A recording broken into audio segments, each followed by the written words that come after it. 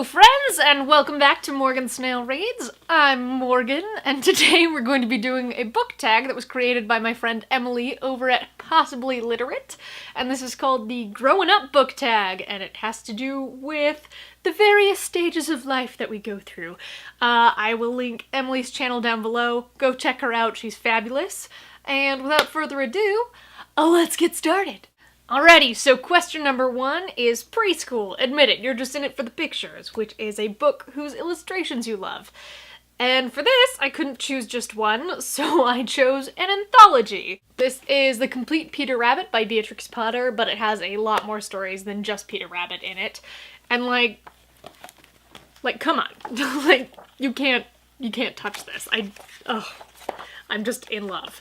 The colors are so vibrant, and it just captures the spirit of the characters, and they've recently begun re-releasing the stories with these horrible, like, modern illustrations that I just don't understand. Like, why would you do that?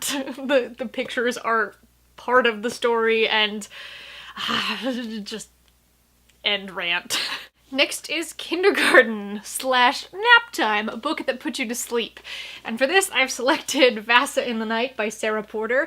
This was a book that came in an owl crate and took me way too long to get through because I just was not interested, but it was really good for falling asleep on time at night, so that was a much harsher review than I wanted to give. I didn't hate this book as much as I just sounded like I did, but it did make me sleep.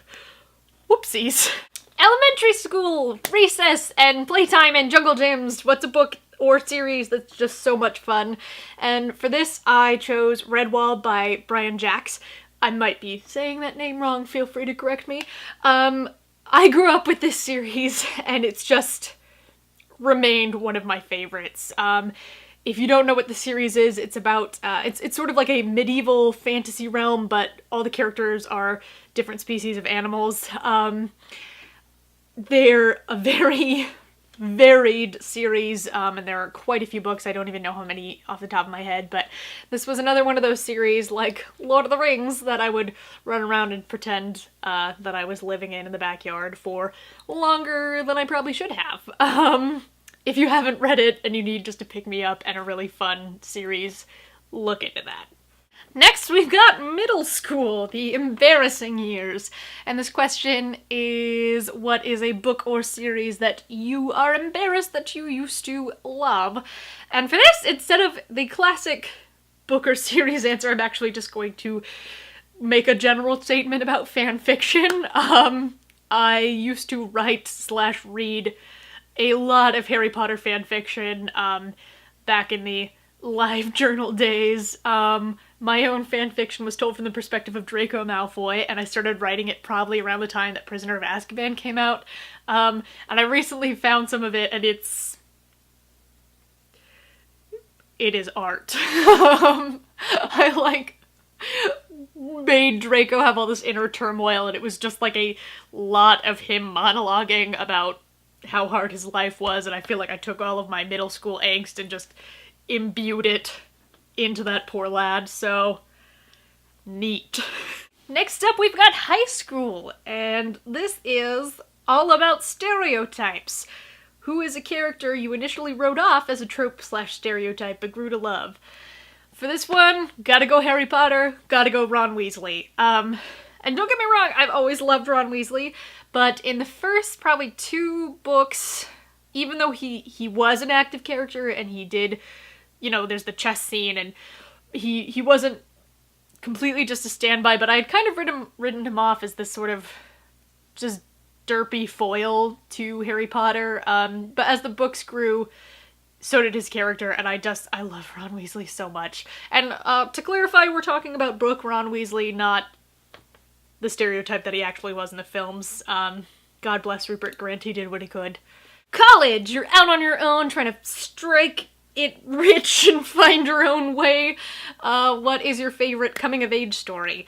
And for this, I have to go Anne of Green Gables, of course. I'm sure that was probably really predictable, but I love that story so much. Every time I read it, it just fills my heart with joy. Anne's journey from just an awkward and kind of bitter young woman into this wonderful just blossom of light and intelligence, and her strength and finding her way and not just being passive and accepting things as they are. It's just so inspiring, and it... And the last question we've got deals with adulthood. You're dealing with taxes and the reality of being on your own and being a grown-up. I don't know what that's like. But you also have the sense that you can do anything you want and you are an autonomous individual. So what is a book that, while it's depressing in its content, still leaves you with a sense of optimism? And I'm gonna go ahead and do Sunset Song by Lewis Grassic Gibbon. It is difficult to get through at parts, but it does have these rays of sunshine throughout, and Chris Guthrie is such a great, rich character that when you get to the end, you do feel like she's gonna be okay, and she's going to pull through and make the best of her situation. Yeah. Alrighty, that is it for this tag. I'm gonna go ahead and tag Krista over at BooksAndJams, my friends the girls over at GameOfTomes, and April over at GettingHyggeWithIt. I look forward to seeing your answers. Thank you guys so much for watching. Feel free to subscribe if you feel like it, and I will see you all in my next video. Bye!